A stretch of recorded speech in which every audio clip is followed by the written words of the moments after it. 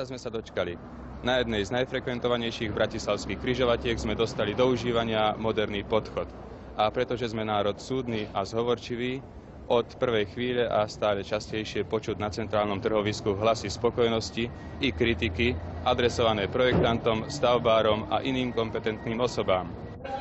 Pre mňa sú tie schody trochu rýchle, radšej idem po schodoch peši. Pri podchodoch by mali byť nejaké popolníky a cigaretu nemám kde zahasiť, tak ju hodím na zem. Pre mamičky s vozíkmi sa do podchodu dostať veľmi ťažko, lebo po schodoch potrebujeme pomoc, same to nezvládneme a po schodoch, po chodiacich schodoch sa to proste nedá. Súdruh Dianovský, takéto hlasy sa už iste dostali aj k vám. Áno, dostali sa a snažíme ich riešiť. Samozrejme, riešiť postupne podľa našich možností a to takýmto spôsobom. Mali ste otázku k rýchlosti schodov.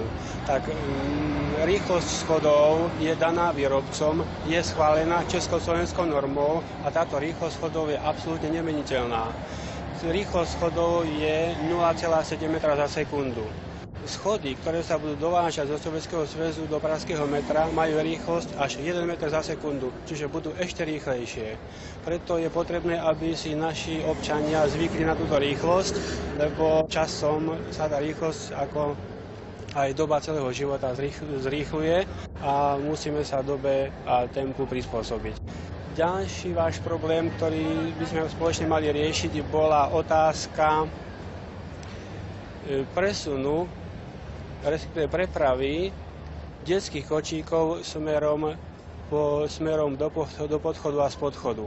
Keď boli schody idúce všade, aj dolu, tak by sa kočíkom dalo ísť, pokiaľ si človek na to zvykne. Treba ísť dolu na zadných kolesách, potom to ide, len treba to trochu cviku. Ja tiež som mala obavy, ale už som si na to zvykla. Videli ste sami, že je možné po pohyblivých schodoch kočíky prepravovať. Tento problém nebol možný riešiť tak, že by sme urobili rampu, pretože žiadna mamička s detským kočíkom by tento kočík do tohoto strmého svahu, tým strmým svahom vyriešila.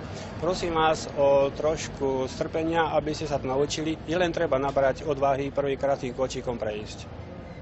Všetko nové nesie so sebou riziko, že sa na to budeme pozerať dvakrát kritickejšie ako obyčajne. Je to správne, i keď vieme aj to, že veci nové, mladé, majú svoje detské chorobičky.